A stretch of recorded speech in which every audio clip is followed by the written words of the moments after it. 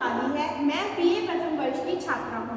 आज मैं आप सबके सामने 50 वर्षों के आपातकाल के सबक के बारे में अपनी प्रस्तुति देना चाहती हूँ। 25 जून 1975 को भारत में आपातकाल घोषित किया गया, जो 21 मार्च 1977 तक चला।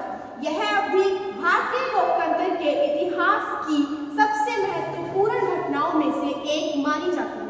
50 वर्ष बाद भी यह समय हमें कई महत्वपूर्ण सबक देता है। आपातकाल के दौरान नागरिक अधिकारों को सीमित कर दिया गया था।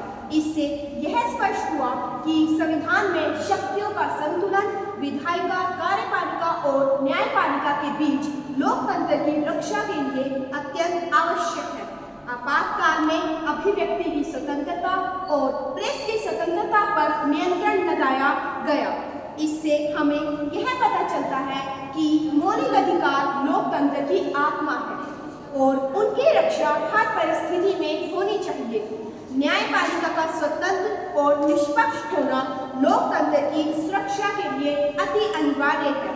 1977 में आम चुनाव में जनता ने अपनी शक्ति का परिचय दिया और सरकार को बदल दिया।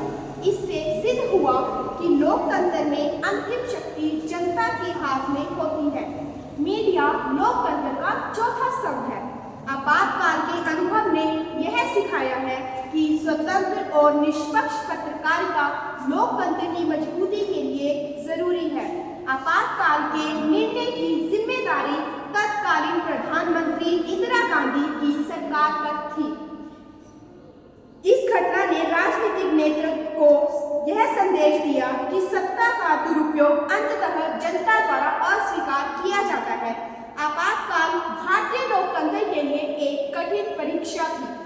50 वर्षों बाद यह घटना हमें याद दिलाती है कि लोकतंत्र केवल एक व्यवस्था नहीं बल्कि एक जिम्मेदारी है, जिसे सरकार, संस्थाएं और नागरिक मिलकर सुरक्षित रखते हैं। भारतीय लोकतंत्र